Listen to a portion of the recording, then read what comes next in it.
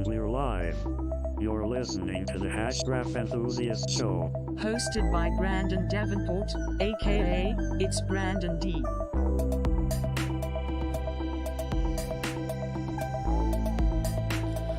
Okay, everybody, we're getting ready to roll.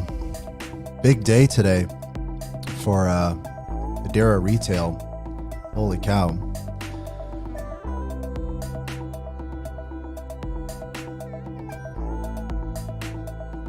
We've got pack token. We got all sorts of stuff going on.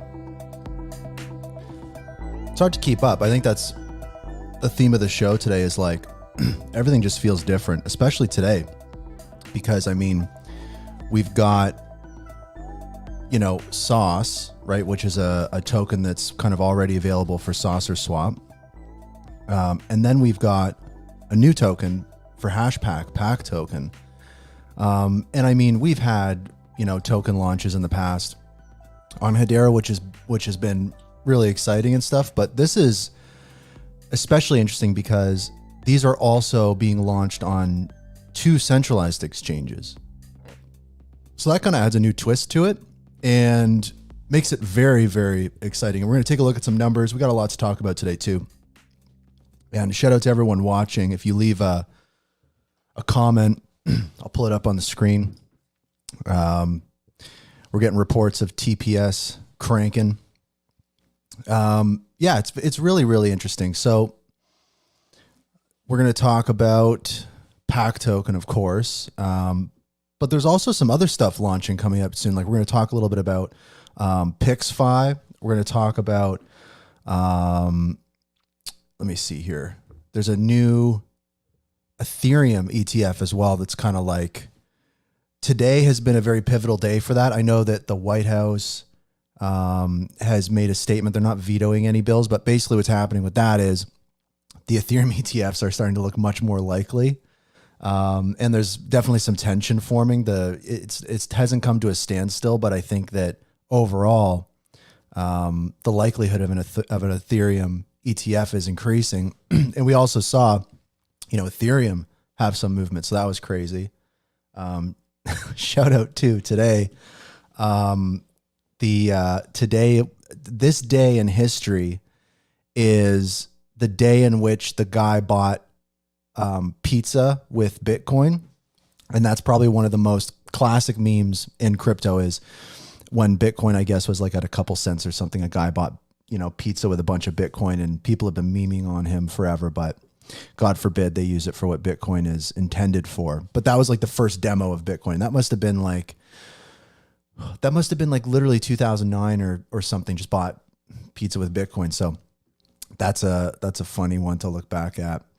So let's actually dive into something real quick. And this is something that I think is probably the number one story out there for people. Pack token. And pack token, like I was saying, is unique for a few reasons. But I think that the number one reason that I'm excited about this is it really worked well. I mean, we've had a lot of, mints or, releases or token drops or stuff like that. And you might have things go wrong. You might have some hiccups here and there. You might have some technical difficulties. And I mean, for this kind of, major launch of a new token, it worked. I mean, they just announced that the airdrop was completed. Pack token is looking pretty healthy. And I think that a key number here is we've got, already $3 million worth of volume on Saucer swap, which is pretty crazy. If we go over the two centralized exchanges that it was listed on, BitGet and MEXC, these are kind of like the two big exchanges, which is really exciting. And a quick note here as well is this, today is also like the door opening for more, HTS listings on centralized exchanges. This creates a precedent for that, which we haven't really had before. Before it was always like, why can't this be listed on Coinbase, or why can't Grelf be listed on this or that? And the response has always been, well, it's a little more difficult for an exchange to integrate a new network like Hedera that's very different from other blockchains. So here we go. And it's definitely, we're stepping into a new era here. But if we look at BitGet, right, here's a centralized exchange, BitGet. We've got PAC token trading at 4.3 cents US. So that's very good to see. The order books look really active. And again, this can't be stressed enough, right? This is a centralized exchange with a PAC USDT trading pair, an HTS token on Hedera, and we've got action on here. Like this is super, super exciting to see. It's really something we haven't seen before in this way. And then of course we got MEXC, same story. There's probably going to be quite a bit of arbitrage happening between exchanges and decentralized exchanges. Saucer Swap doesn't have any stats here, but I want to see what the high was. It looks like we peaked out. There was a candle that went up to, 5 cents. I think also too on Saucer Swap, there was like some price action that got up into like, I want to say like 10 cents or 15 cents or something. So definitely a classic. This is a pretty standard token release pattern that we're kind of seeing play out. So a lot of people moving stuff and millions of dollars of volume moving through. So that's pretty crazy. One interesting thing though about the PAC token release and just kind of the nature of the day is on the 15th of May, there was a scheduled maintenance announced for the Hedera network. And I mean, it's funny because, this scheduled maintenance is set to take place, I think in like an hour. Like you can even see, for example, if I go to the Saucer Swap website, and take a look at this, you'll see at the top of Saucer Swap's website, right? They're putting an announcement that, service may be temporarily. So it's, there's so many variables at play with this token release. It's going to be very interesting to see what happens. There's definitely a few curveballs. But I guess that's, to me, that's kind of like, it's part of all the excitement. It's going to be a fun one to watch. So we'll kind of keep an eye on it throughout the show. If anybody kind of, has any breaking news or any updates in regards to PAC token or anything else happening in the ecosystem, throw a comment in the live stream. I'll throw it up on screen. We'll chat about it. And another thing too, like I said, something else, I believe we have the audio issues fixed for the show. Thank goodness. I want to have people call into the show. I set something up, not making any promises. I don't know how smooth it's going to be.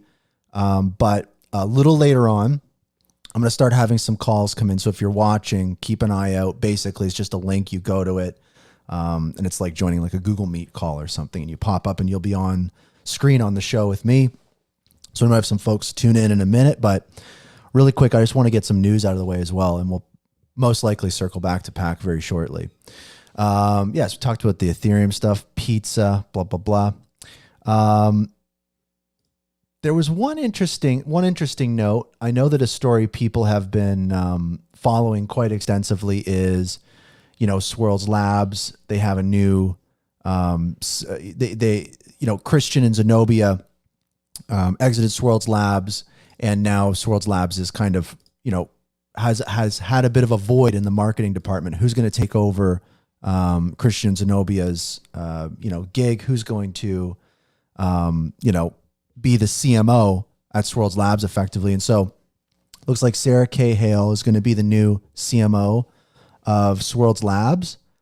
She's from R3 Corda, which is, a company that Hedera is working with in the Web3 space. And yeah, so, I mean, you can go on her LinkedIn and check out the history and stuff, but this is the new CMO for Swirls Labs. Doesn't have an X profile, but, I think that, with corporate stuff, she'll probably have to, make an X profile. But yeah, shout out to Sarah. Welcome to the community. And yeah, looking forward to some renewed, marketing efforts. So check it out, show some support. It's a bit of a vibe. Speaking of exchanges, there was a great post. I've been loving to see this, and this kind of shows the renewed focus and I guess resources being put behind retail stimulus for Hedera.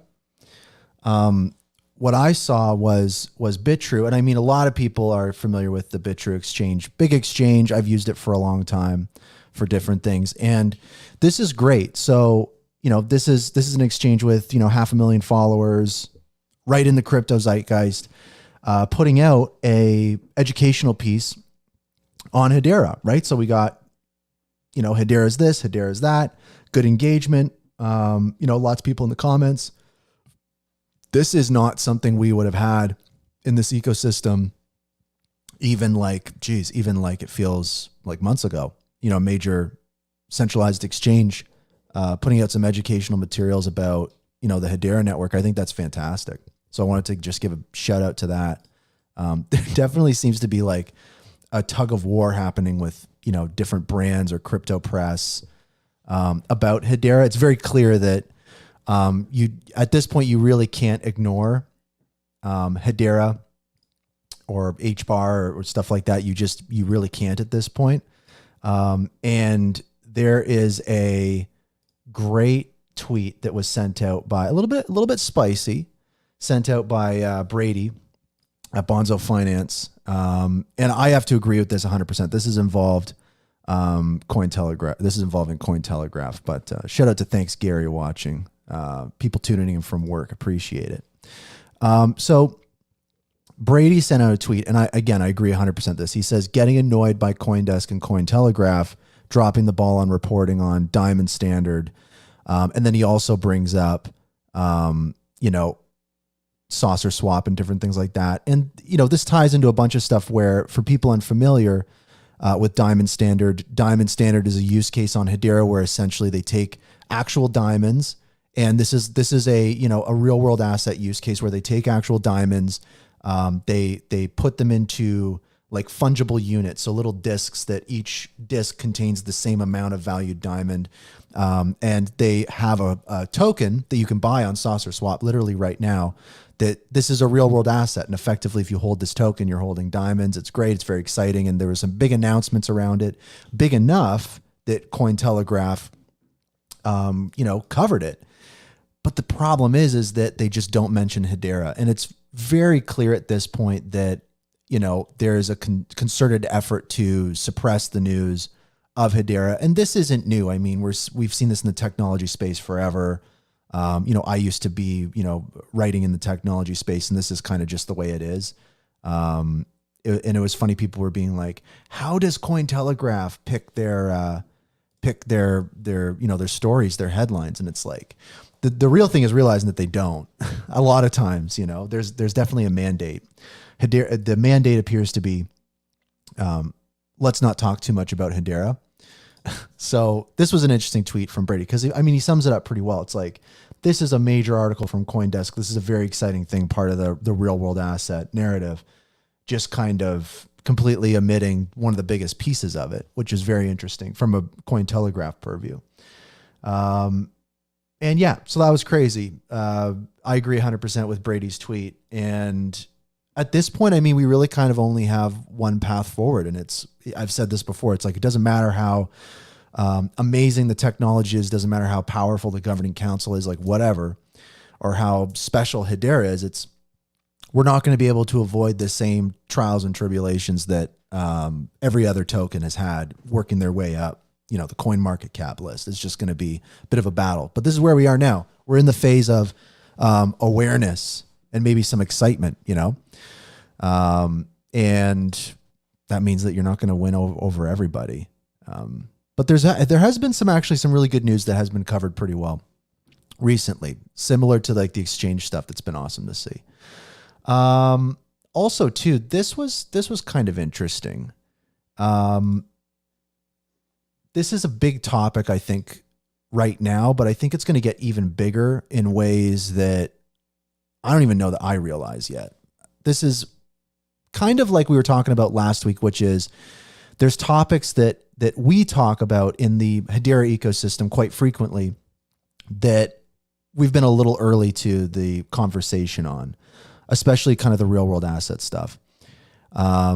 And another thing with that is minimum extractable value, right? MEV. And that is kind of treated as a feature of other networks where you can essentially front run orders. So if, put in simple terms, it's like the stock market. It's like if you have a faster connection to the network and you see somebody doing something, you can send a transaction faster to front run their transaction. And, that's created the existence of MEV on other networks has created, like a whole cottage industry of people that extract value from that, right? Minimum extractable value. But Hedera, because of the consensus algorithm, doesn't have MEV, right? Minimum extractable value is just not part of the network. It's just not possible at a network level. You can argue that on layers above you could have that, but at the network level, you just don't have that. And it's interesting because, the Southern District of New York has charged two brothers with baiting $25 million of, value in a MEV scheme. And so now you're starting to see charges fall on these individuals that are exploiting MEV on these networks. And it really gets you thinking, like, how's that conversation going to evolve? Obviously, the narrative is going to continue to be spun. And it's a very interesting situation for Hedera because it's just not something that the Hedera network has. So that's been something very, very cool to watch. Let me see here. Let's get a couple other news items out here, and then we'll kind of open it up and see if some folks want to join the show. This was kind of cool. Just to refresh everybody. If people remember, the president of Hedera, right, Charles Atkins, who I think has been doing a great job. I think a lot of people in the ecosystem, kind of agree with a lot of what he's doing. And I think it was early February. So a little bit of a while back, maybe in crypto years, it was like a decade ago. But he posted a community survey, right? This was a survey where people were able, like anybody in the ecosystem could kind of, join in, give feedback. And it's going to be really interesting to see like what was the result of that feedback. He says, in February, it was very insightful. So I think this is something we're kind of waiting on. I'd be very interested to see it. I just wanted to kind of do a quick like refresh on it just because, I think it's important. I hope it's not something that fizzles out and we don't kind of see the end result of that. I think it would be very cool to see what the results of that. So I'm curious to hear people's thoughts on what they think the results of that community survey could be. Oh, this was great too. This is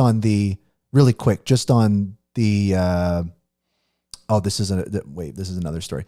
Man, there was another story Cointelegraph put out that they just didn't mention Hedera and they were just so stoked about the use case. A bit of background on that. So here's another one. So this was a story involving SealsQ, WiseKey, all like this use case that we've been covering and the ecosystem has been watching over these last few weeks, involving WiseKey, the Seal coin, and the machine-to-machine payments, right? The headline here is satellites are being launched. WiseKey satellites are being launched by SpaceX into the low Earth orbit, and those satellites are capable of sending crypto payments to and from each other on the Hedera network. And the idea of it is if we're in this Internet of Things world, devices should be able to exchange value with each other autonomously. And so this is the proof of concept of that. The Seal coin is going to be a coin that's available on Hedera. This is the CEO of WiseKey and the SealsQ team. And this is the guy that like had a picture with Elon and like all that kind of stuff. So it's fun. But this was a pretty big deal. So they announced that they're doing the release of the machine-to-machine proof of concept, enabling the disintermediation of service providers for interconnected devices. So basically, mid-July, they're going to basically be doing a proof of concept of the machine-to-machine payments over Hedera, and they're planning to launch a token Q4 and launching on asset exchanges, like very similar to what we're seeing with Pack Token, right? This is a new token, similar with the Diamond Standard token. This is another one, but the use case is like very, very different. And I think that it's flown under the radar of a lot of people, namely myself. I only started talking about this just this year, and I think this has been, brewing for quite a while. And some of the conversations are really like this could, this particular use case could rival the impact of Atma.io or something to that effect. And there's so many other different angles to it as well. Like we're talking about space, we're talking about satellites, we're talking about SpaceX, we're talking about, actual like microprocessing units and like hardware and crypto coins minted on Hedera. So it's like this very juicy story, and those types of narratives, especially in this landscape right now, I mean, you couldn't find a better story. So I'm hoping, again, with the environment that we're in with the crypto press, it's going to be important to, have this stuff highlighted. And so when we look at what's happening on the other side, where is HBAR Bulls? Here we go. HBAR Bull also put out a spicy tweet. And this was the one that I responded to, and I just thought it was great. How do you choose your stories? And of course he brings up the SKUX Visa payment thing that we're going to be talking about. He brought up the WiseKey stuff that we just mentioned. He brought up, the blockchain, for energy consortium that has Hedera alongside Saudi Aramco, the biggest oil company, Chevron, ExxonMobil, all that kind of stuff, EDF Energy. And it's like, why isn't this stuff covered in the crypto press? Because all the other headlines that are covered, not as impressive as what's happening here. So I think that it's getting safer and safer to, put the tinfoil hat on a little bit. And maybe we'll just get this out of the way too, real quick, before we, have some folks come onto the show, is that other big story that we just cannot miss. And it's been covered pretty extensively. I was kind of bummed because, and this happens to me a lot, but this story dropped right as I was wrapping up last week's live episode. But this was some huge news. This was, so SKUX, right, is the company that is utilizing Hedera to allow retailer brands in the consumer goods, box space, right? Like grocery stores, convenience stores, those different types of things, to interface with their consumers easily and get around the pain point of spending billions of dollars a year on avoiding fraud, dealing with fraud, and especially in the coupon space, customer engagement, all that kind of stuff. So SKUX is developing those products. And so they're taking it a step further by signing an agreement with Visa. And what this is going to allow for is a very easy way for brands and consumers to exchange value with each other. So I'll give you an example. If you go to a grocery store and there's a product on sale, and the retailer says, hey, if you buy this product, you get a $1 rebate or something, good until this month or whatever. And you're like, great. Okay, great. Imagine if you bought that product, right, at checkout, and then later you got $1 in your bank account directly from the retailer. So it didn't require those kind of middlemen. It's basically like the exact purpose of crypto in a kind of real world use case. It's fixing a real problem. And it means that because the retailer has the direct connection with the customer, they're not worried about fraud and different things like that. Because the reality is, when you use a coupon at a retail store, or when you participate in some of these programs, most likely it's a piece of paper, it's a physical thing that has to literally get taken down, to Mexico, has to be counted. And because it changes so many hands, even if in the digital space, because it changes so many hands, ends up in so many different repositories, there's so many risks for the retailer and for the brand when it comes to fraud, and then also too for the consumer when it comes to just privacy. And just the quality of products. So this has been a really exciting one to kind of see unfold. And there's a piece in the press release here that I think is important to just highlight, in this third paragraph. So here's the press release, yada, yada, yada. It's great. And again, it's worth noting that this isn't, necessarily Visa partnering with Hedera. This is a Hedera use case that's well established, signing an agreement with Visa. And that's really what this is about. We're not really going to have, unless it's them joining the governing council, or unless it's, them, doing something directly with Hedera. Really, when it comes to these big headlines, it's going to be, these big names like, let's say, Visa or MasterCard or whatever, doing like we saw with MasterCard last week with FSCO, right? It's going to be partnering with use cases on the network. Yo, Pixeland, shout out. I still got my HBAR Marie helmet in my wallet. I admire it every day. The third paragraph here in the press release is what's really interesting. So third paragraph reads, the SKUX digital payments platform is designed to enable seamless payments to customers anytime, right? That's what we're talking about. How crazy is that? Really think about that. If a brand saw that and said like, oh, we can pay our customers or send value to our customers anytime we want. That's pretty crazy.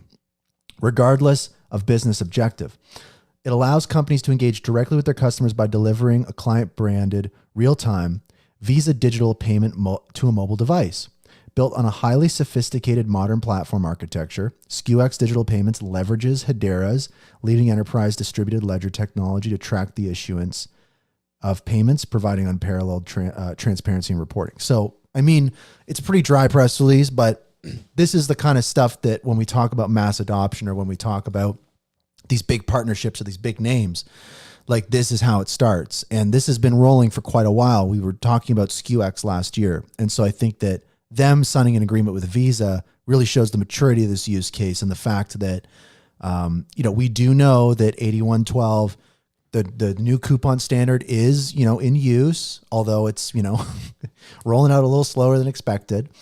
But these use cases we were promised years ago with Hedera, when it came to retail, when it came to coupons, when it came to customer engagement, it's happening, and it's happening at a huge scale. So I'm excited about this. I think it's going to be a bit of a vibe. Now, real quick, what I want to do is just say a huge thank you to supporters of the show. It's just crazy. Like the last week's episode, the first live video episode was awesome. We had King Solomon stop by. We had like, hundreds of people tune in live. Really a celebration of the show. And I was super thrilled that everything worked. A lot of times when you do stuff like this, you find out like, oh, it's not working. But I was super happy to get everything set up properly. And I wouldn't have, all this equipment and everything, going on without people watching the show. They send HBAR to a wallet. I sell the HBAR. I buy stuff for the show. The show gets better. It's a story as old as time. So really appreciate you guys. And what I want to do now is I want to invite some people to hop on the show. I'm making no guarantees. I don't know if this is going to work properly. I think I have the audio issues worked out. If not, we'll see what happens, but I feel pretty good. And it's new. So I know that we, traditionally have done the show on X Spaces or Twitter Spaces, and you kind of just join the spaces and you hop on and chat. This is video. Everything, is so much different. So what I've set up is if you go to hashgraph.news/call, basically you can just visit that on any device that you're on. Probably computer's the best. Make sure you're wearing headphones and you can call into the show. I'll see you pop in. And as long as we're not having like spam or people shilling stuff or whatever, I want to talk about the news. I want to talk about Pack Token. I want to talk about this stuff today with everybody. And just hop up for a brief minute. We're just giving this a try. It's this is a new aspect of the show. So I'm just feeling it out. I'm seeing how it's going to fit in with the show going forward, but I think it'll be fun. I think it's like a little bit different to have people watching the show or the community kind of pop in on video and stuff. And I think it would be really, really cool. So if you're feeling adventurous, hashgraph.news/call, stop by and let's chat. Let's chat about HBAR, Hashgraph, all that kind of good stuff. If there's problems, just leave a comment in the thing and I'll probably fix it after the show. But we'll see how this works. You are all guinea pigs. let's talk about real quick, just while we see if anyone's going to call into the show. What I'll say is, there was a big story. Well, actually, no, let's not talk about that quite yet. Saw something else kind of interesting I want to talk about. I don't know if people have been following along with PixFi. PixFi is a really interesting project, and I've spoken with their team a bit. I'm really interested in kind of what they're doing. They're doing this thing that's kind of like, it's like they're calling it NFT-Fi, and it makes sense because when we look at NFTs, it's like they're across all these different networks. There's all these kinds of different standards, and the value is kind of fragmented. And so if you have like an aggregated marketplace bringing all these NFTs together, then you can start to think about all sorts of different things you can do. I had the CEO of PixFi, Tom, on the show recently. Probably have him stop by again soon, just because it's really interesting to talk about NFTs in kind of like a DeFi context. But essentially, what they did was they published their light paper, and this is great because it gives us an idea of what exactly PixFi is going to be doing in the Hedera ecosystem, how they're going to be using Hedera, and what we should expect from that. So what I'll do real quick, I want to take a look at this light paper. So essentially, this is the light paper. It's not too long. It details their token. It details their INO, their NFTs, and all sorts of different stuff like that. And if we look at the actual PixFi, the PixFi website, maybe it'll give you a good. Oh. Is PixFi not? Are you not secure? Is the show going to get hacked? Is PixFi not? Hold on. Oh, pixfi.io. There we go. So you get it, right? All your NFTs in one place. So we see all the different networks here. You see the Hedera logo. And it's like, okay, so this is an aggregate, NFT marketplace. So what actually is that? What does that mean? So essentially what PixFi is it's like a multi-chain marketplace. And it's going to integrate with a NFT DeFi protocol.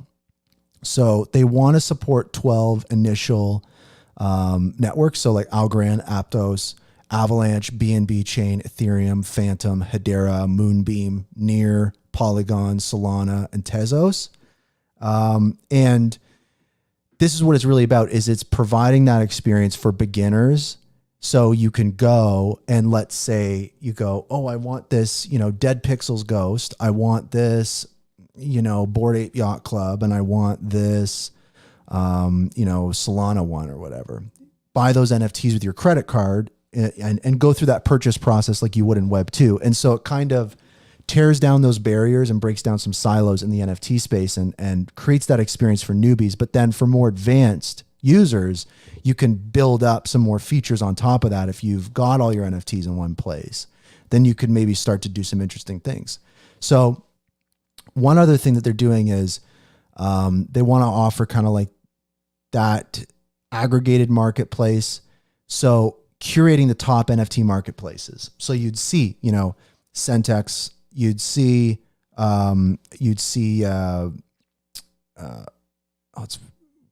tripping my mind. The Solana one, the Ethereum one. And you'd see all those marketplaces together, all the NFTs on them. And this is a, EVM compatible, these EVM compatible networks, you're going to be able to do stuff, peer-to-peer lending, fractional ownership, NFT index funds. So those three things got me kind of excited because when you talk about NFT rentals, it's like, okay, so renting an NFT essentially means, let's put it into the context of the PAC token launch. That's very interesting because you have to have those concierge hash pack collectibles to get PAC token initially.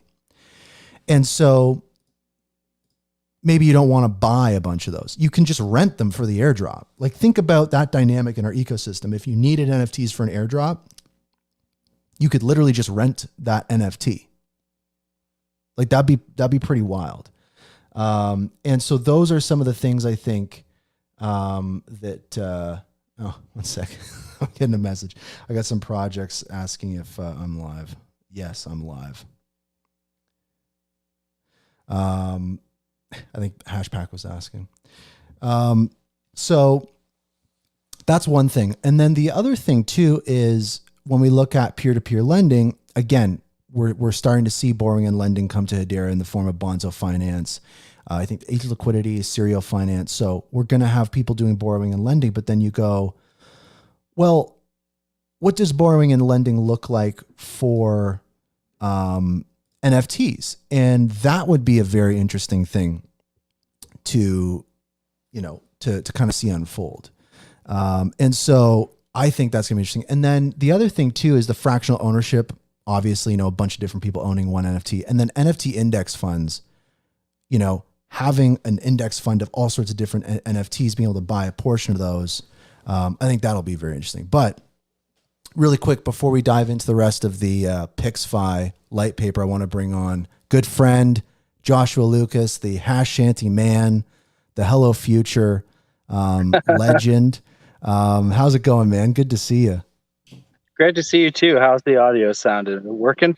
Yes. How's the audio sounding on my end? Is it working on your end? It's good, man. It's good. God. It was so like the last episode, I mean, it was like I had my inputs and outputs switched out. It's like the guest was getting like feedback and you know how it is. So I was like, you calling in and having this work, I'm having like a moment of like, oh my God, this is actually working. Happy Pack Day, man. I know. Pac-Man, if you will.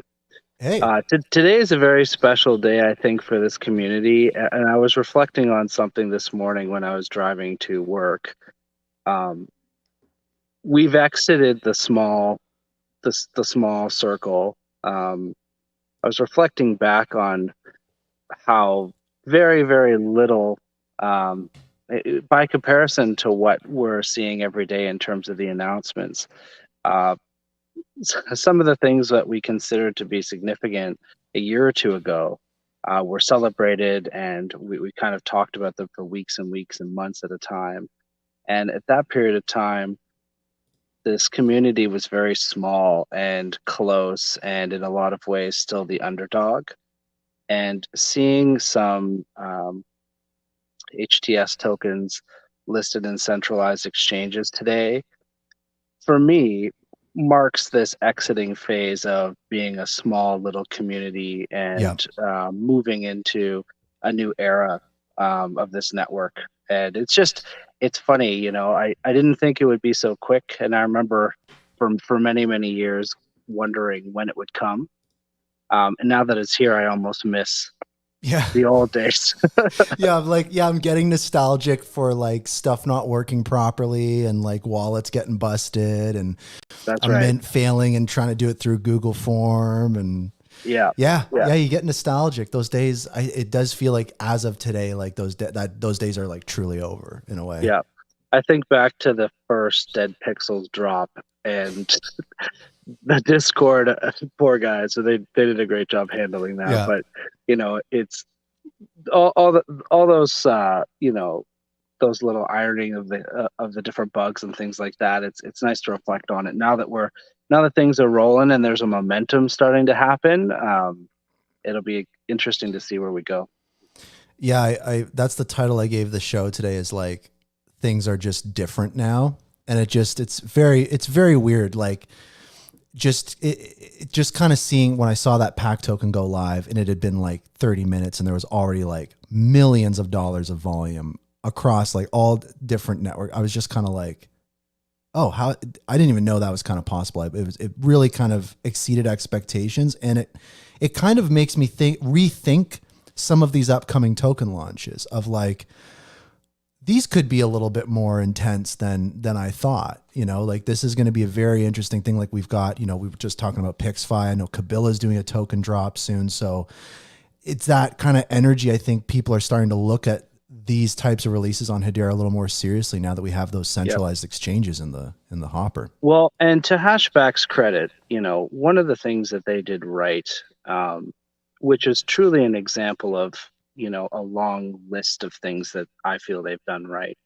is build credibility and value with their product for years.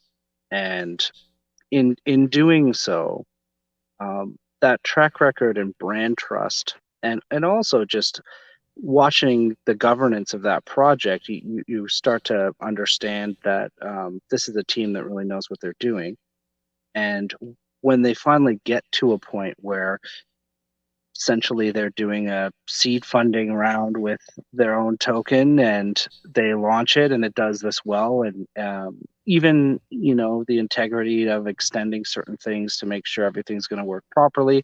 I know they were going to do the drop earlier, they pushed it a little bit back to make sure that everything was going to run smoothly. And it's kind of that level of execution. I'm not surprised it's doing so well.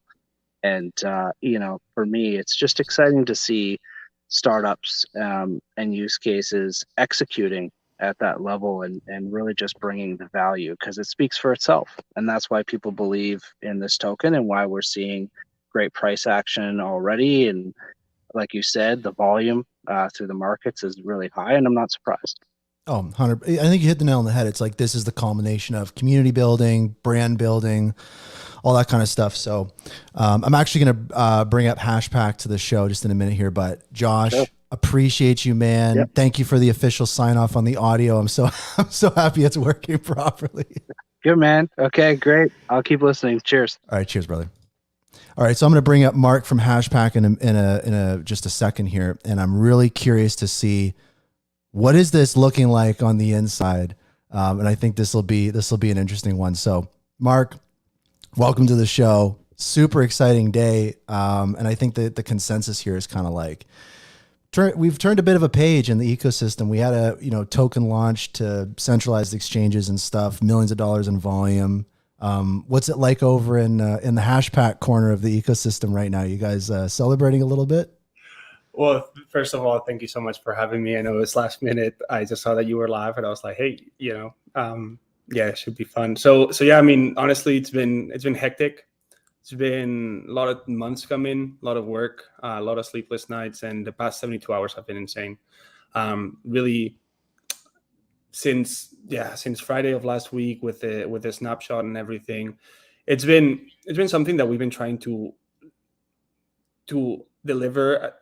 How would I put it? So we've been really trying to do everything as smoothly as possible. Mm-hmm. Obviously, during the INO there were some hiccups, and today during the launch, from our view, it was very stressful. Very stressful few minutes right there. I can only imagine, man. Holy cow. Yeah, no, but honestly, the entire team, props to them, and also the Saucer Swap team. We were in a call with them, creating the liquidity pool. The BitGet and MEXC teams, they're incredible, and yeah, it's been a very unique experience, right? I mean, not every day you launch a token, and really, we haven't even really had time to take in everything. Right?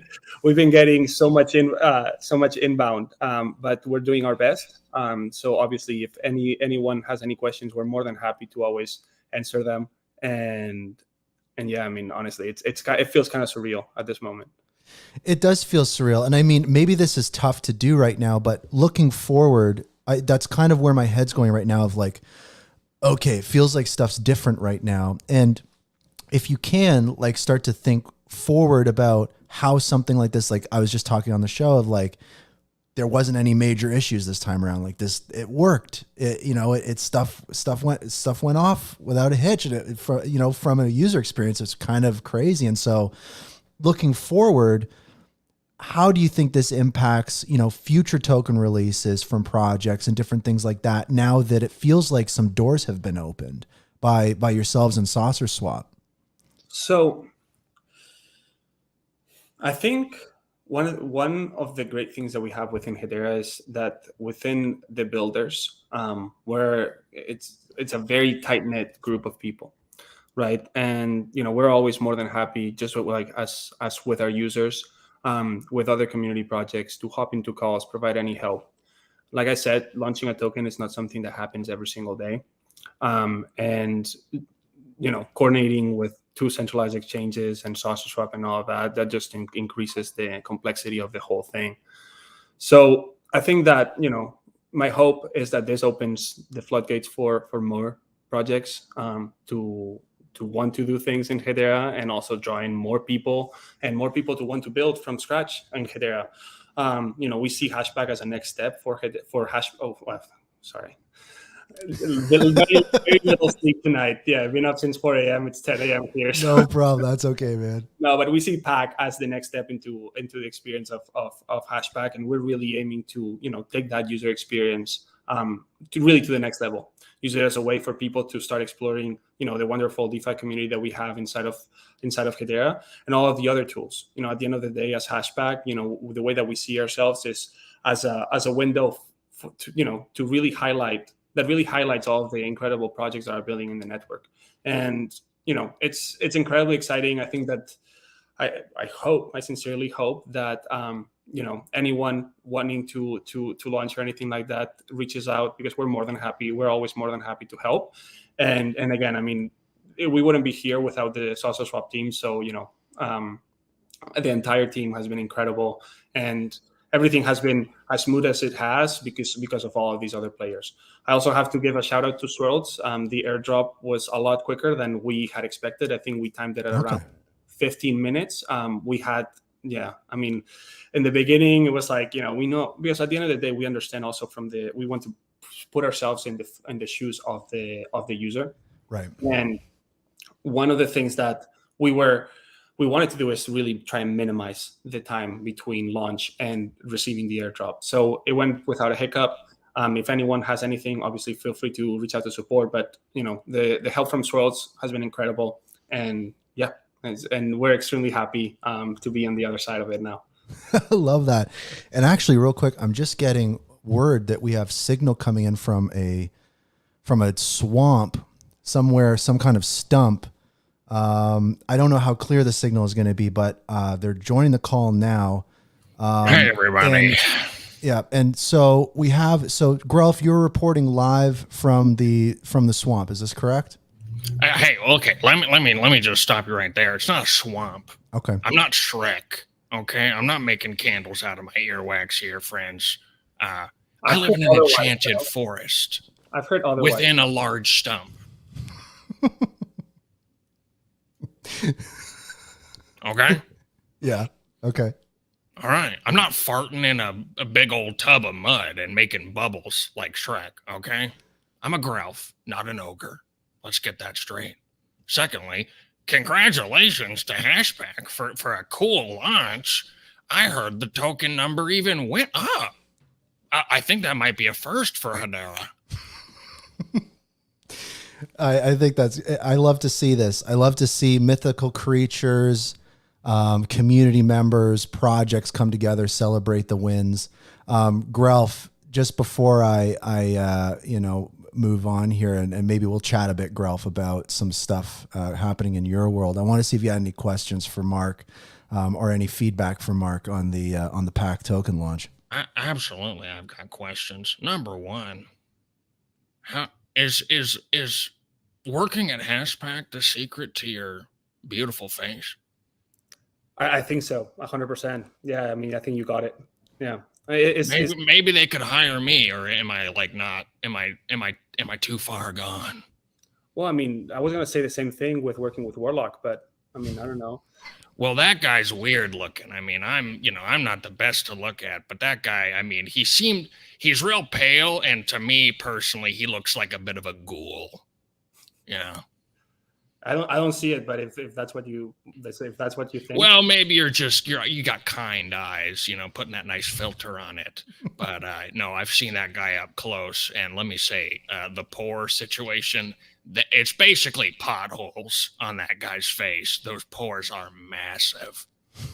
Okay. Real quick, Mark, was there anything before I'm gonna go into a deep dive here with Grelf in a minute, but was there anything that you wanted to share with the community, or any cool other updates or stuff you wanted to share with folks?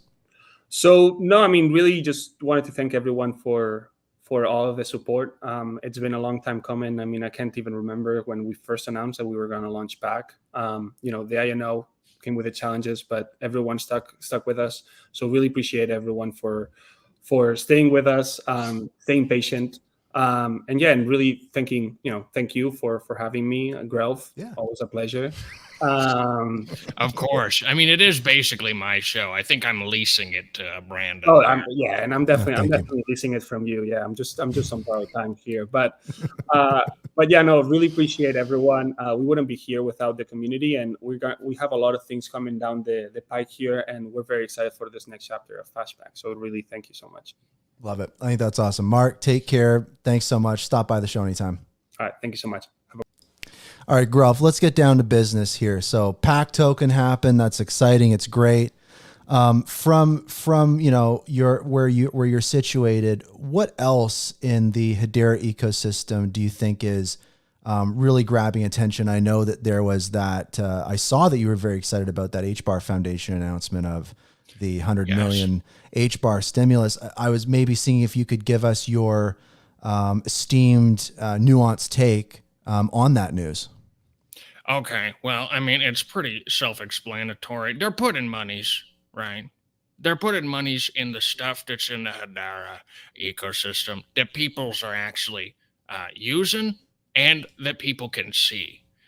For me personally, I always thought it was kind of weird that they would make commercials targeted at enterprises, for example, when enterprises are not going to watch a commercial and start working with Hedera. Those aren't the people watching the commercials. So maybe you wanted retail people to know that you cared about them, but I just don't really understand that. I think this decision kind of shows that, hey, maybe we should put some effort into showing the people that are doing stuff on the network right now that we care about them. And I'm excited about that. I'm excited about getting free money always.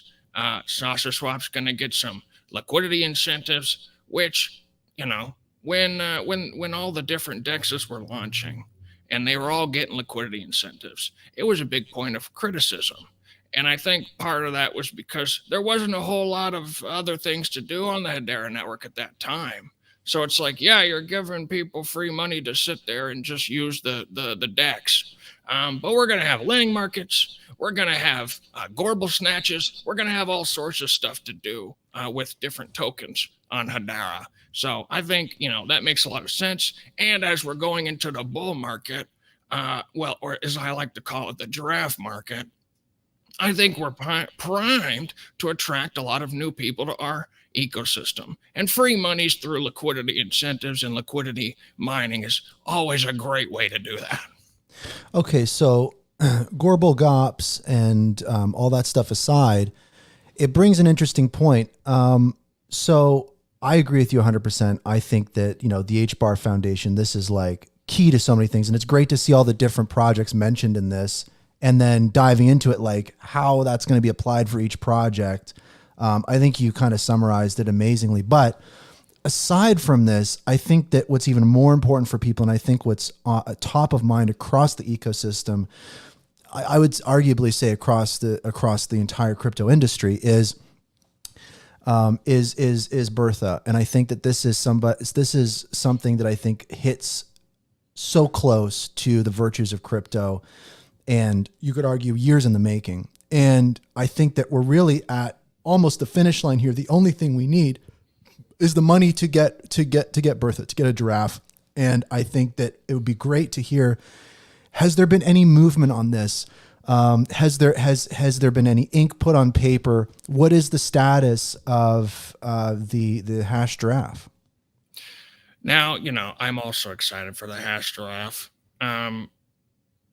Regardless of what giraffe we end up getting, it's going to have to be named Bertha at this point. We want Bertha on Hedera. Now, I made a Vibio where I formally applied to the HBAR Foundation.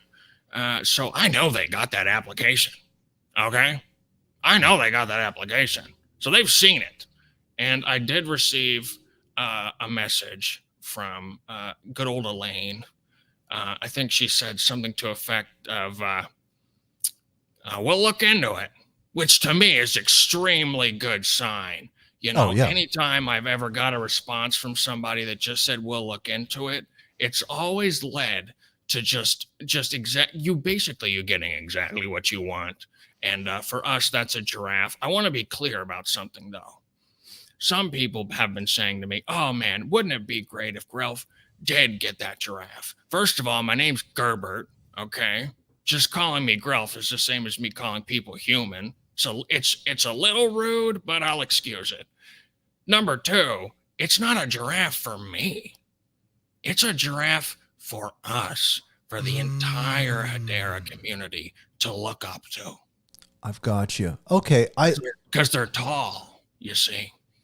So what? Okay, interesting. So what you're saying is this, and let me see because I mean this is really nuanced stuff. But what you're saying essentially is that traditionally, we won't maybe call ownership, but the stewardship of a giraffe in the past, in most contexts, let's maybe say as a zoo or a sanctuary, you could argue was centralized in some form. But what you're attempting to do is effectively bring to the network, bring to the world, bring to the industry, like a decentralized giraffe, a jointly owned and custodied giraffe. I think that's pretty impressive, but I imagine the complexities in that is crazy.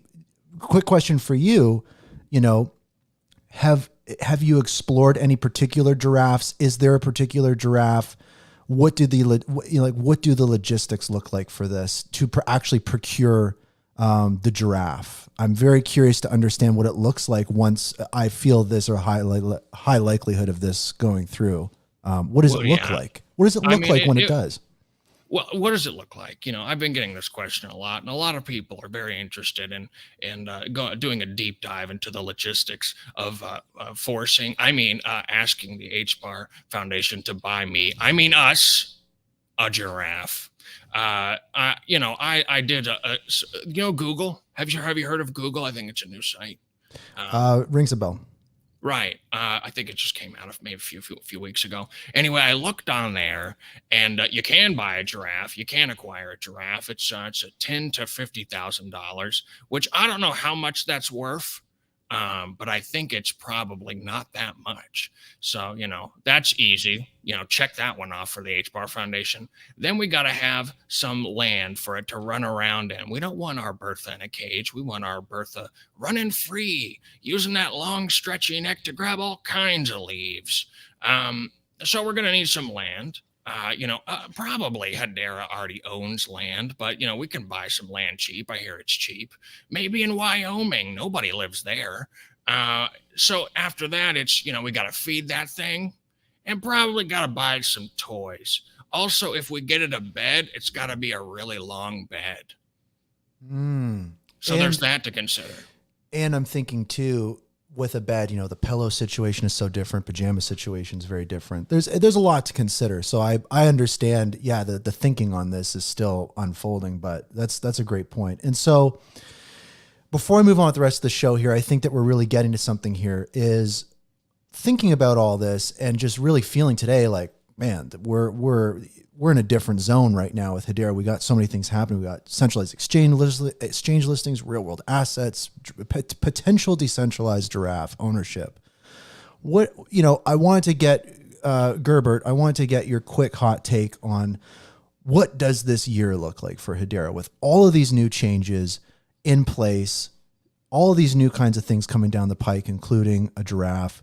What do you think this year holds in store for Hedera? So I think at the beginning of this year in January, I said that this year was going to be the year of Hedera DeFi. And so far, it looks like that's going to be the case, meaning that I am a genius and clairvoyant. So the rest of the year, I think, is going to be a general trend of these similar things. People have been screeching. Respectfully complaining. Respectfully suggesting feedback to the HBAR Foundation for a long time. And a lot of that has to do with focusing more on retail. And we see through DeFi Spring and other initiatives that they've been doing over the past few months that they're listening. And I think that's a really good direction to go in. I think we'll get more listening. I would caution people, if you want someone to listen to you, a lot of times it helps to be nice to them, or at least phrase your feedback in a kind way. So for people that feel frustrated and angry, which I get, sometimes I don't even get to eat all the honeycombs I want because the bees are like, slow down, Gerby, you're slurping our home up. I get wanting more honey in your belly, but you have to consider the person that is on the other end of the honeycomb. In this case, the bees, but I'm talking mostly about the social medias type stuff. If you want someone to work with you, be nice to them, and they'll be more willing to work with you. You don't always have to yell with an angry emoji. Gotcha. I think that's fantastic advice, Gerbert. Apologies. This is very new for me. Okay, I'll take both. Like calling me anything except, like that's common courtesy to me. Gotcha. Appreciate that. And I mean, you make good points. I think that what you're saying is next year is really about this ecosystem growing and flourishing, especially with DeFi, but it really depends on the community really coming together. I mean, it's been a tough few years. It's very easy for everyone to kind of retreat into their own corner. Now's the time to come out. Now's the time to get together, because all of these Hedera projects are stronger together, especially when we're dealing with, Cointelegraph or different things like that, where maybe, it's not so friendly. It's so much easier for us to deal with that kind of stuff when we're team working, when we're together, when we're doing these types of things. So appreciate those insights, Grelf. And where should people follow along for updates on Grelf token and the Grelf project? I hope that's also going well for you. I guess between you and me, they don't really give me a lot of power over that thing. Oh, Some really? guy showed up in a cloak and he said, "Hey, do you want to be the face of a crypto coin?" And I said, "What's a crypto coin?" He never answered me, but he took the signature from my soul. And then I just started getting letters in the mail and people being mad at me and some people being happy. I don't really know how all that works. As far as I can tell, the crypto network stuff is just a series of hamster tubes. And you just try to find out which hamster wins. But if you want to learn more about Grelf, you can follow me on Twitter, I guess. It's Grelf _, because some other guy already had the name Grelf, and I looked. He's not even a Grelf. Jeez, Elon Musk should take that account down for impersonation or something like that. Yeah, Elon Musk has a lot of things to do. Let's be frank here.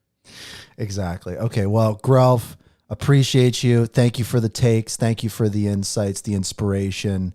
As always, great to have you on the show. I think this is the first time I've had you on the show. I don't have a great memory, so I can't really remember if you've been on the show. So I think it's been the first time. I can't remember either. So we're simpatico in that regard.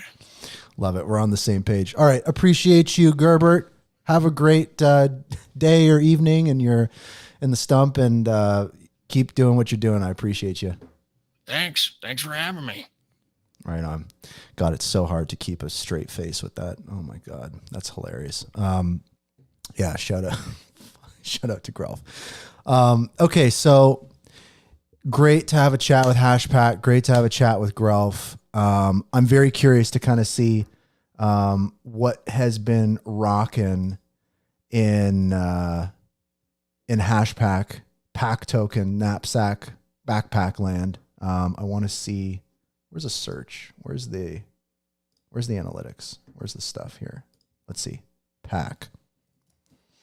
And if anyone else has any other questions, feel free to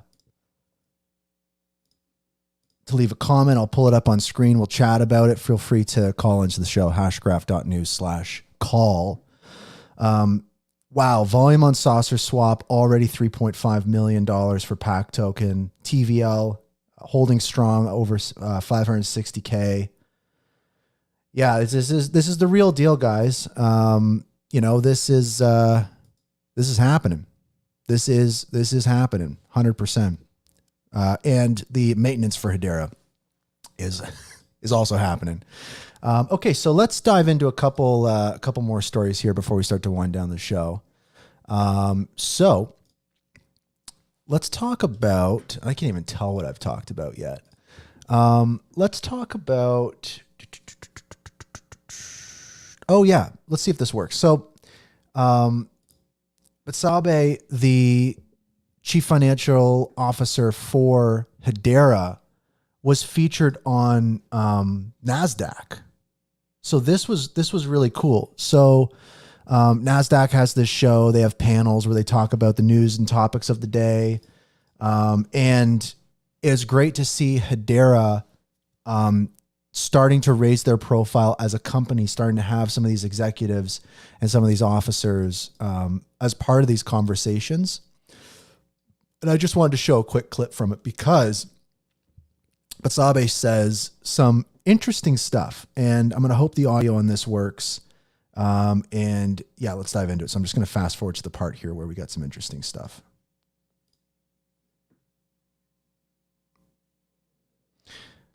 We're just buffering on X. Sometimes, does anyone else find that sometimes the video player on X is like not functioning properly? Okay, here we go. All right, check this out, guys.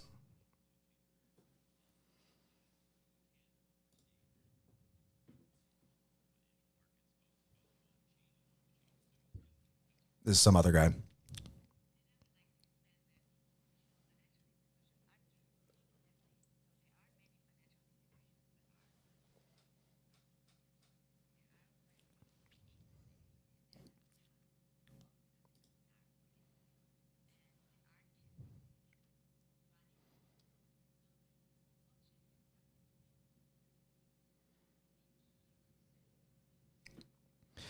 And that's very interesting there. So it was like great to have her on that show. Really great exposure for Hedera, but specifically, what she said there that really fascinated me, was, oh, did I not?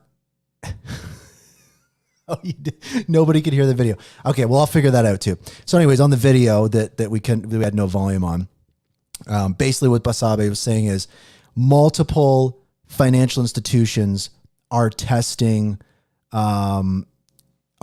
testing proof of concepts and use cases with Hedera. They're running mirror nodes, all these different types and running nodes and all these different types of things. So basically what Sabe said on this panel for NASDAQ trade talks is that, again, her words, multiple financial institutions are currently testing on Hedera. So you start to think about, the BlackRock stuff or the Arcax stuff or all those different types of things. And that gets you excited. That gets me thinking about, okay, what else could Hedera be testing or could be, being tested on Hedera. And I think that at that high profile, it's very clear that, when we look at the exciting institutional use cases of Hedera, there's more to come, clearly. If there are in fact multiple financial institutions, and again, that includes Standard Bank, Shanahan Bank, which are on the governing council.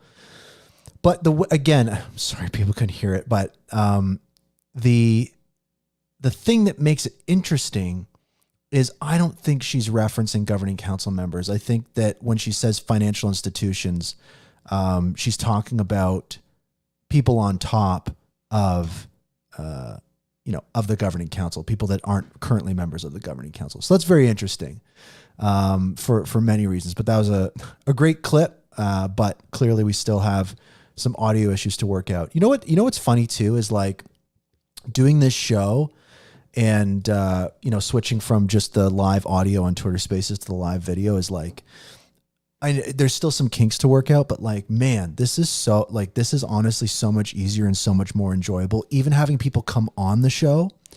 I thought it would be more difficult, with the video component and having people hop on. I was like, oh, is Mark at Hashpack going to have a problem, or, is Grelf going to have a problem? I mean, Grelf is in a stump, bless his heart, Gerbert. So I was worried about that, but to be honest, so far it's like smoother than Twitter Spaces. I find I've had more issues getting people onto a Twitter Space than video, which is kind of weird, but it is what it is.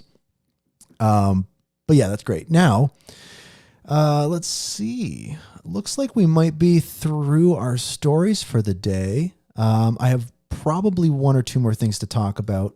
Last call. Anyone that wants to join the show, hashgraph.news/call. Go to that link on your device, whether it be a a desktop or a computer or what have you, hop on. Would love to chat about Hedera with everybody and rock and roll. But I do want to mention something that was interesting that I saw just before the show started, and kind of, paints an interesting picture. And I'll frame it like this: is when we look at all the different exciting things happening in, let's say, the crypto space, with Hedera, with all these narratives around real world assets and AI and all these different types of things, there's a lot of exciting stuff happening. And I wanted to bring it back to the AI side for a minute, because there was just an interesting observation that was made by Kimchi in the Hedera ecosystem, a legend. Appreciate them. They publish so much awesome stuff. I feel like I reference one of their posts every episode. But, excuse me, Jesus, Diet Coke will get you. I'm trying to switch from Diet Coke to something else, but I just love Diet Coke too much. I've actually been drinking on the show recently some like mushroom coffee, kombucha. I don't know. Just doesn't hit the same. Just doesn't hit the same, guys. So Stanford University released an AI transparency index. So what this effectively means is how transparent is an AI model, being how can we determine the ways in which the model was created, the family tree of the model, right? The models that model is based off of, all these different kinds of things. And what you'll see is a lot of, recognizable entries, right? We've got now down at the bottom, we've got Amazon's Titan, right? Which is very enterprise focused. We've got Google's Gemini, which has had its own kind of set of controversies recently. We've got OpenAI, GPT-4, which also has had its, open, controversies recently. And we've got, of course, Anthropic. We've got Stability. We've got Meta, right? We've got Microsoft, IBM. At the top, we've got ServiceNow's StarCoder. And of course, the criteria for this list isn't, let's say, most powerful AI or most ubiquitous AI. It's the most transparent AI. And why is ServiceNow number one with a substantial gap, right? Second place is AI21 Labs Jurassic 2 at 75%, right? We've got StarCoder at 85%. What makes this particular AI model so much more transparent? Hedera does. And you'll notice that the ServiceNow StarCoder is leveraging Hugging Face. And what this equates to is,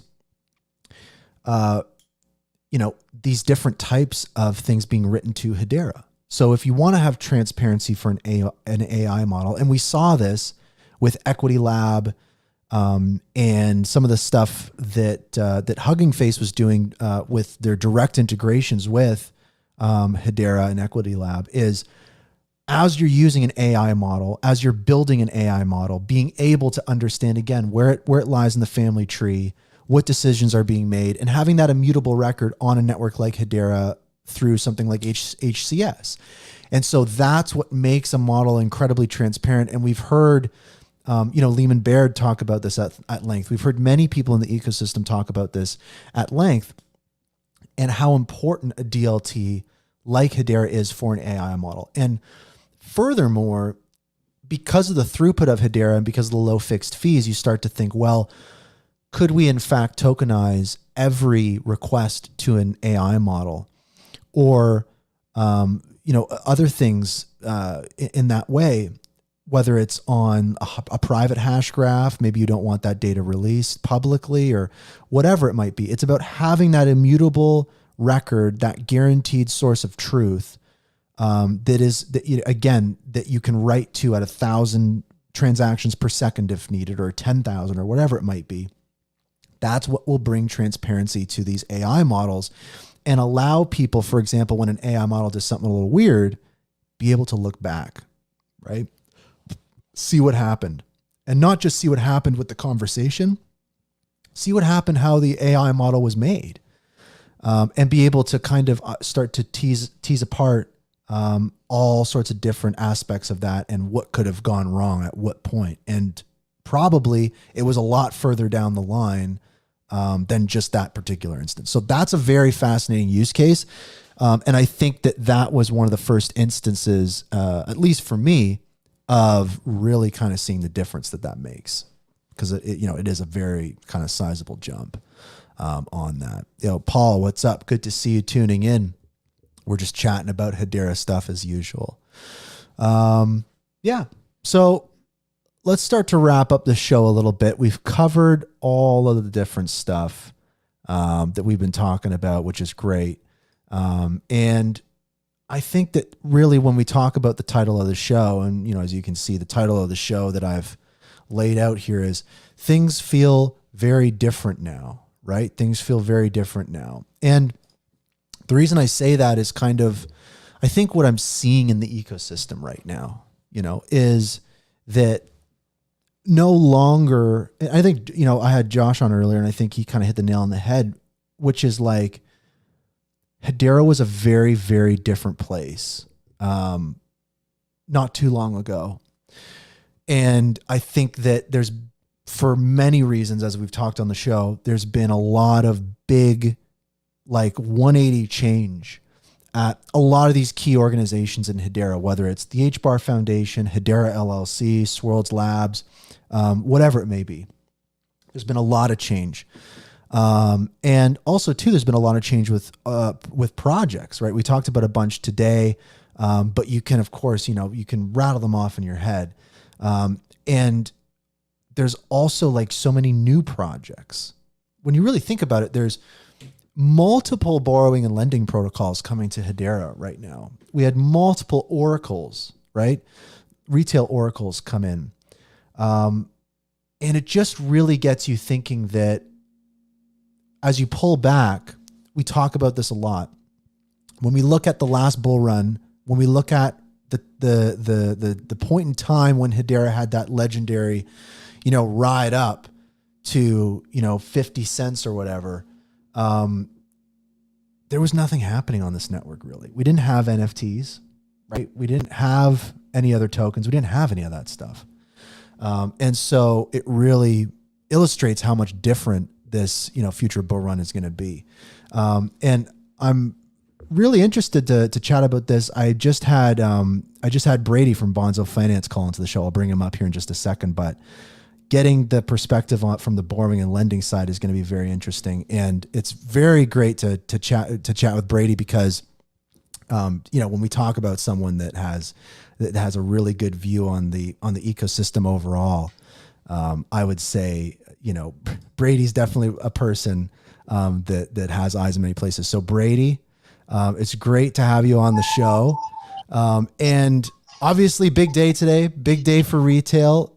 Maybe just really quick, get your kind of hot take on the pack launch today and the impact that it has on the ecosystem. Yeah, thanks so much for having me on.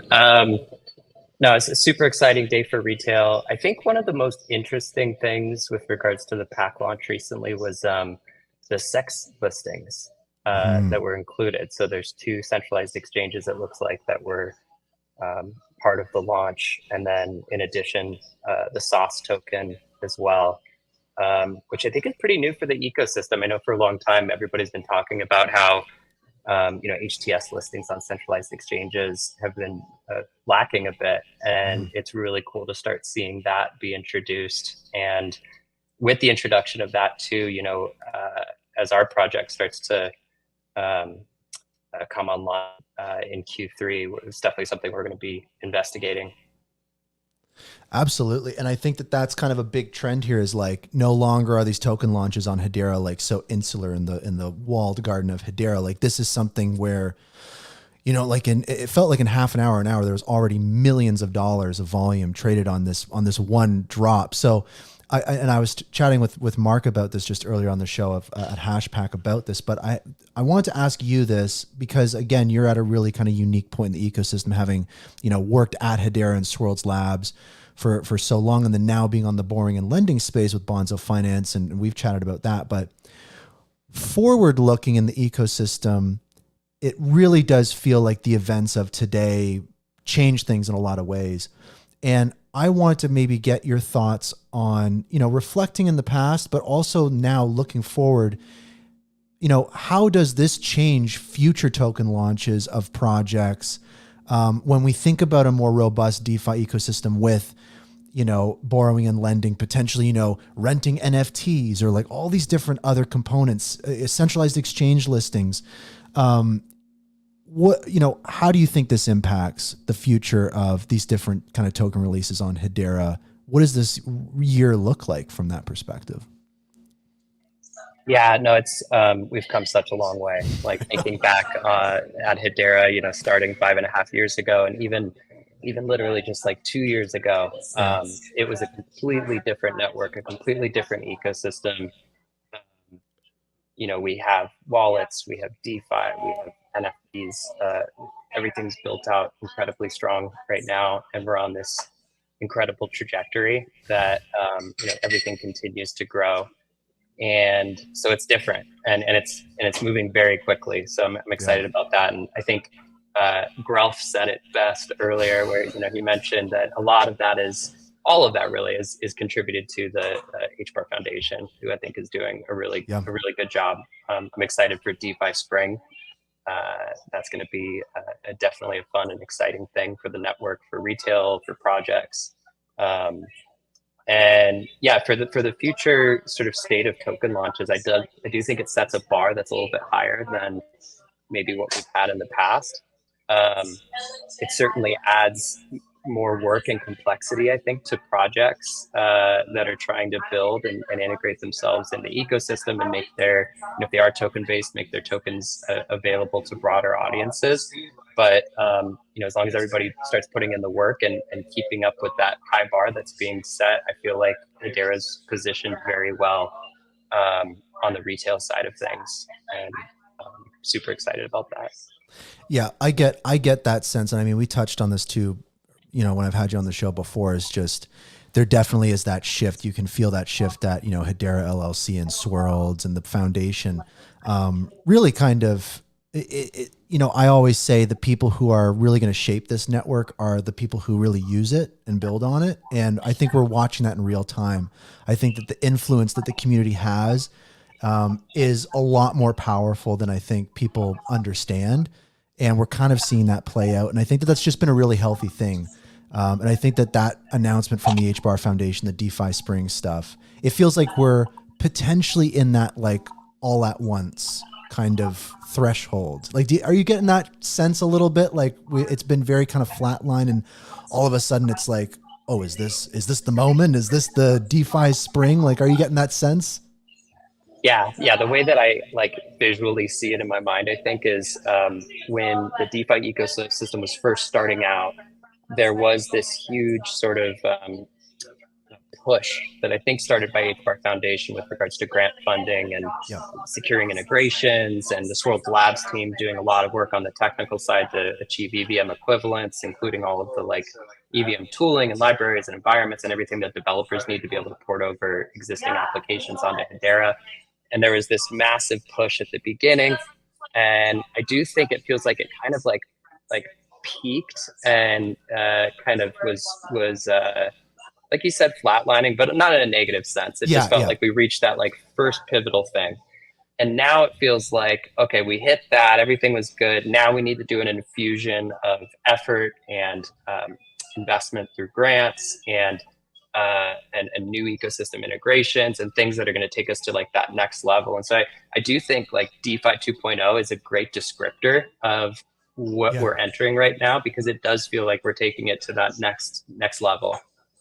Absolutely. And something that I've said to people, and I think you've spoken to this quite a bit, which is like, it doesn't matter how great all that stuff is or how powerful Hedera is or how cool the governing council is or the use cases or whatever. It's to work our way up to that top 10 or top 5 on CoinMarketCap. We're still going to have to go through the same struggles that everybody else in that top 5 and top 10 have been through.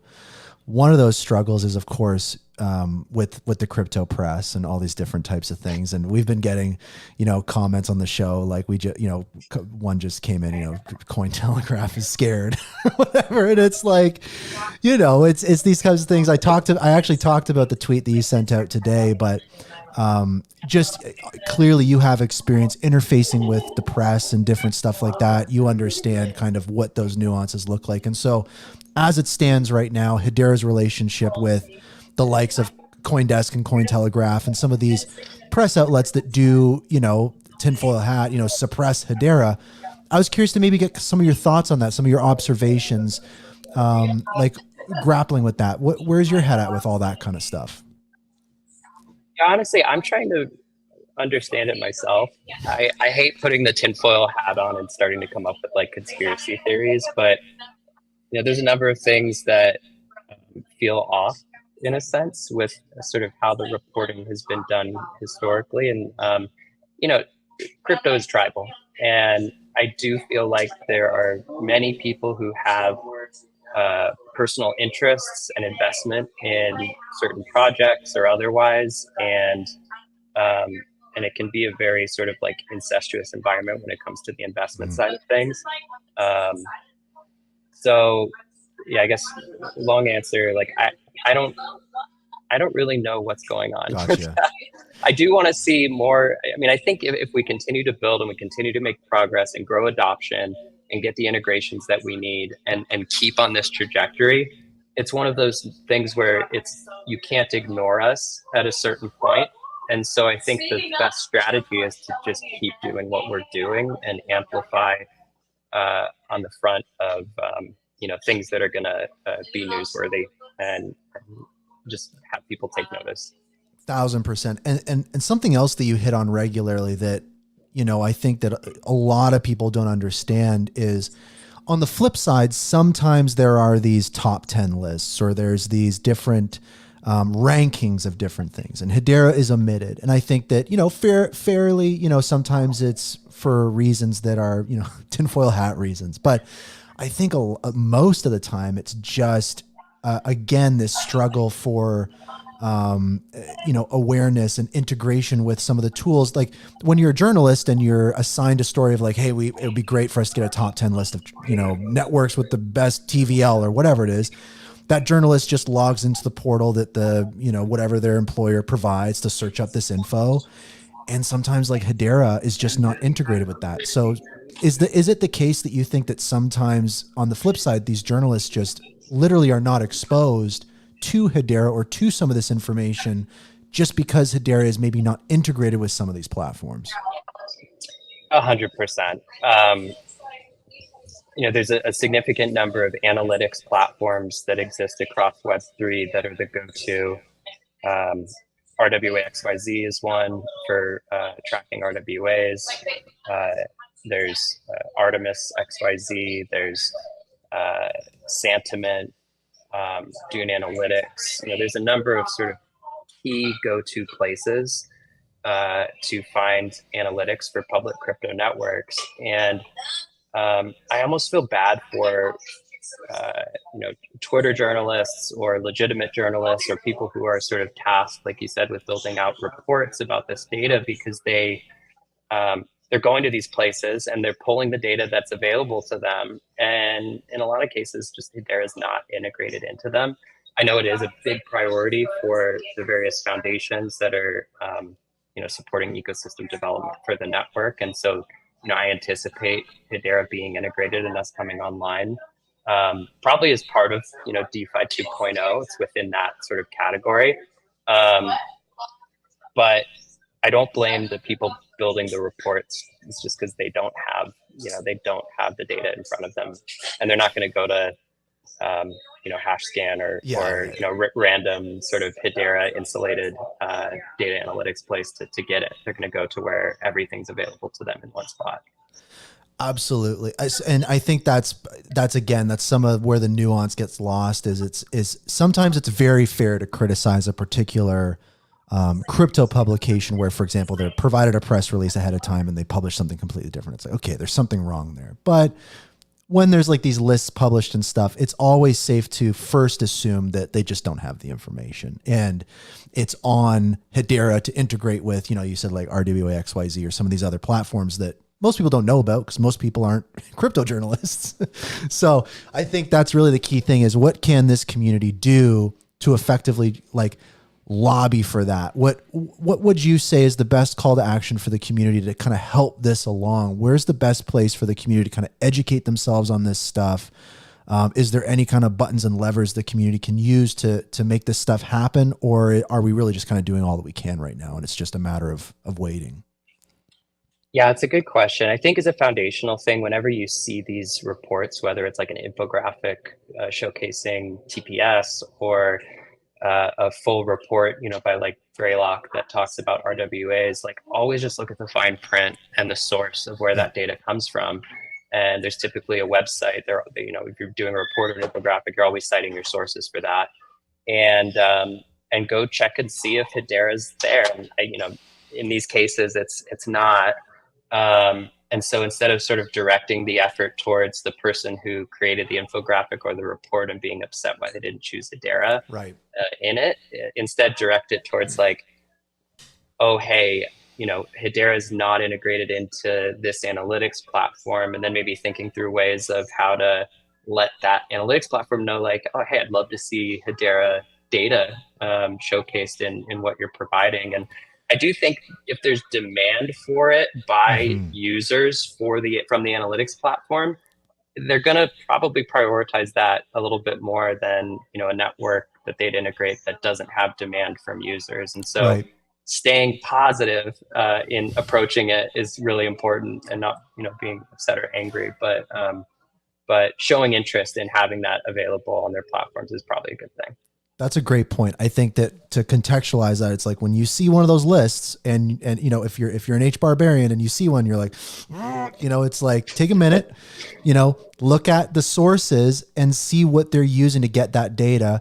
Go check and see if Hedera's on there, and maybe it's just not on there. And the best response would be, you know, hey, your chart's missing Hedera, but it's okay. It's not your fault. Hedera is just not integrated in with this platform. You know, the foundation's working away on it. Generate that social proof, because if the HBAR Foundation is really the tip of the spear for this getting going, it's like they need that social proof. Like they can't just go to these platforms and be like, hey, integrate Hedera, and the platform goes, well, nobody wants it. It's like, if people want it, and as you said, in a positive way, that just kind of helps things move further. So that's what it's about, is it's about understanding where the data is coming from. And if Hedera is not in that data stream, just through positivity saying like, hey, we want Hedera on this. And that moves the needle, I think. Exactly. Yeah. And I empathize with the frustration though, because I'll see those things and I'll get frustrated too. And then I'll be like, all right, stop, think about it for a second. Look at the source. Oh, okay. That makes sense. I can't tell you how many replies I've like deleted after 3 seconds of like, okay, I got it out of my system. I feel a little better now. my drafts folder is just full. Oh my God. Oh my God. That's hilarious. Well, yeah. And then I was going to say too, like, this is great stuff, but I'm also curious, just before I kind of wind things down here, I wanted to ask you, how are things going at Bonzo? I know you're doing the testnet stuff, everything's rocking and rolling. So I'm curious to kind of see, like, how's that been going for you guys? And what have you, like, any insights you guys have? What's the next announcement people should look out for? Yeah, thanks for asking about that. No, things are going really well. Community continues to grow rapidly, just in terms of like Discord numbers and engagement and Twitter followers. And you know, we're running a sort of campaign right now where if you join our Discord and get some testnet tokens and use the Bonzo Finance testnet dashboard, and then post about it on X, you're able to get a whitelist spot for the NFT collectibles sale that's taking place in June. And so, you know, we're building out that allow list of accounts, and we're really trying to look for a wide distribution of people who can collect these NFTs. And there's utility involved with them for the protocol, and that's going to be sort of announced in the details within the coming week or so. But we're really excited about that. That's kind of the core focus over the next couple of weeks. That's exciting. And I think that, you know, one theme that we touched on when I last had you on the show was like the unique aspect of the Hedera community. Kind of like some of these concepts are very new for people. How's that learning curve been going, do you think, with the Hedera community when it comes to borrowing and lending and diving in and people starting to explore those mechanisms and get that understanding? Do you think that that kind of learning curve is going at a good rate?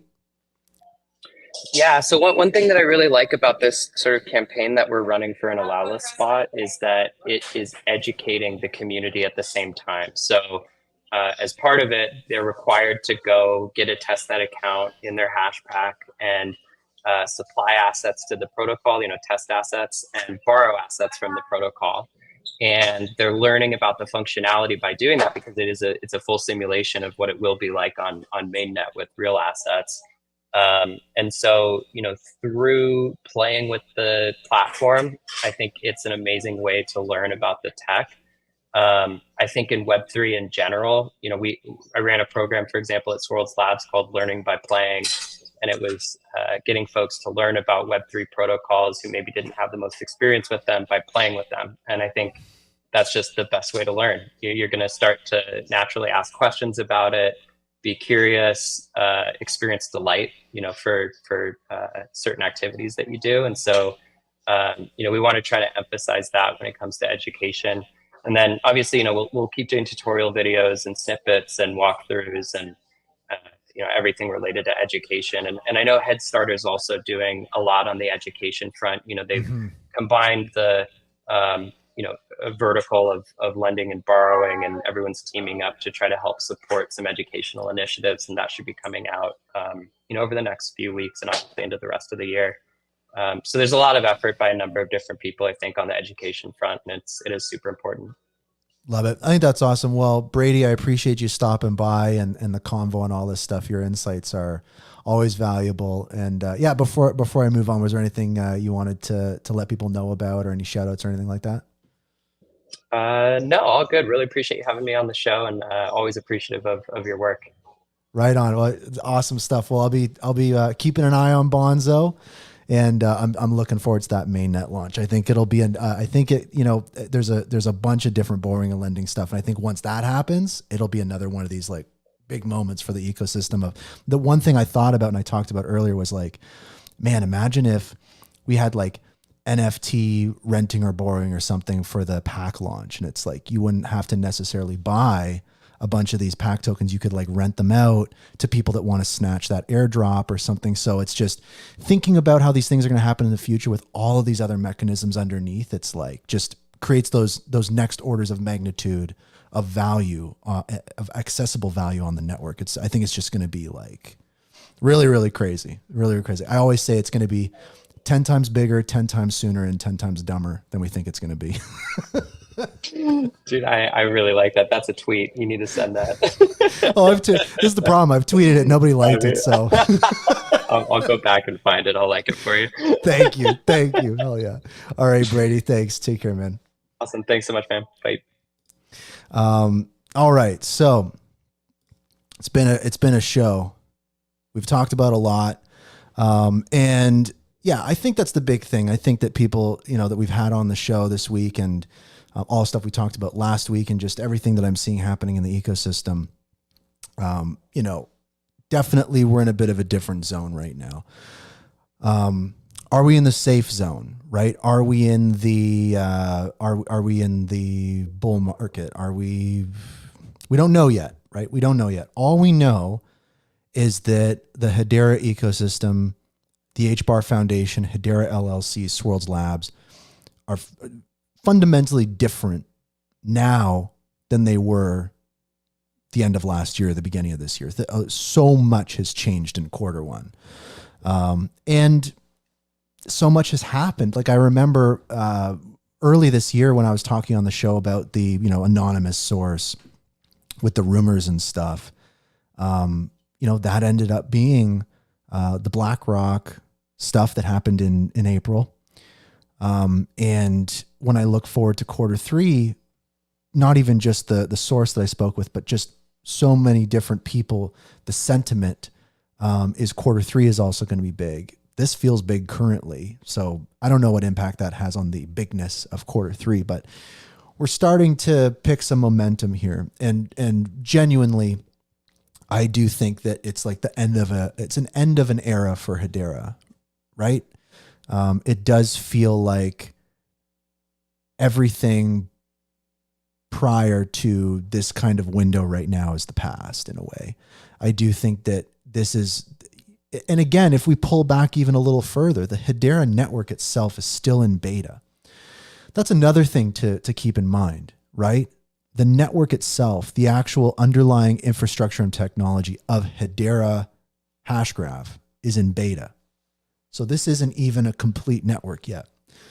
And that just, I think, really sets the context for all this. And I think that's really what this is about, is we've come so far. But what I'm realizing is the further that we go, I'm realizing the more distance is yet to be covered, right? It's like the further along we get in this journey, in this ecosystem, in this industry, what's revealed to us is how much more there is to go, how much more possibility and opportunity there is, how much more risk there is. You know, we haven't even really touched on it this week, but all the stuff happening with regulations in the SEC and the White House and stuff like that today. I'm not going to bore you with that, but definitely stay in the loop with that. But that's really what's happening. And this network that's in beta is under maintenance right now. So that should be fun. But great show. I appreciate everybody for tuning in. And one thing too, I'll mention is people love the short form content of the show. So keep looking out for those short form clips. And you know, the show is live every Wednesday, 12 p.m. Eastern, 9 a.m. Pacific. We got people can call in, and we're just kind of vibing. And I'm excited too, because I'm taking some time off. Tomorrow is my birthday, and I'm just going to be chilling. Probably will still be on Twitter tweeting some stuff, but I'm gonna be chilling out. So if you're trying to message me or email me about work, I'll get back to you on Monday. And yeah, that was a smooth show. Kind of crazy. Like I'm so used to like my phone and everything hooked up and like multiple devices. I'm sitting here and I'm like, oh, okay, the show's done. We're good to go. And it's already out there. And you know, I don't have to spend another 2 hours today prepping it and uploading it to YouTube and all that kind of stuff. It's like already there. I don't know. I just think it's so great. No more waiting 24 hours for the video version of the show. You're watching it right now, and it'll be available for everyone to watch as soon as I stop the live stream. So I just think that's so cool. Man, trying to think if there's anything else. I think that's literally it. And I think the next episode, I'm still, there's just a quick little background, because I know that sometimes people go like, oh, don't talk about the show too much. But the thing that you have to remember is people give me HBAR, right? People in the Hedera community send me like thousands of HBAR because they watch the show and they like it and they want me to do more things with the show and improve it, right? And the show started off years ago on Clubhouse with like a pair of headphones and an iPhone. Now it's all this stuff. People keep sending HBAR. I'm going to keep selling it and buying stuff for the show. And the next thing I'm improving for the show is just some of the live production. I've taken note of all of the kind of different issues and things like that. So that'll get a lot smoother. The production quality is going to continue increasing. And then basically all of the ways in which I do the research for the show, plan out the show, all those different types of things, that's all being gutted and ripped up and redone. So that's going to be nice too, is like the types of stories I'm going to be able to bring to the show, and also the types of guests that I'm going to have will also increase in quality and frequency too, because it's so easy now to have people on video. I haven't even, there's some other crazy stuff we're going to be able to do, but new era for the show as well. And I think that, really appreciate folks supporting the show, because this ecosystem is growing. This industry is growing. It's growing fast. And I do this show all by myself. This is a one-man show, and it's a lot to do. And I could not do it without support from the community. And if I couldn't grow the show, like if I was still like just doing it on my headphones on Clubhouse or whatever, it's like, I'd miss the wave entirely. So this show continues to grow. I'm on the wave with everybody, and it's because of the community. So really appreciate everybody. And with that, we're going to start to wind things down here. This is the song. I hope the audio of this is coming through good. I'm still working out problems with how the platform I'm using, it like compresses audio. It's the same kind of Twitter Spaces thing. So I'm hoping the quality of this music sounds good. If it doesn't, let me know. But yeah, big week. Things are just different now. I think this is the turning point for the network, and I'm super stoked. So with that, hella future, goodbye past.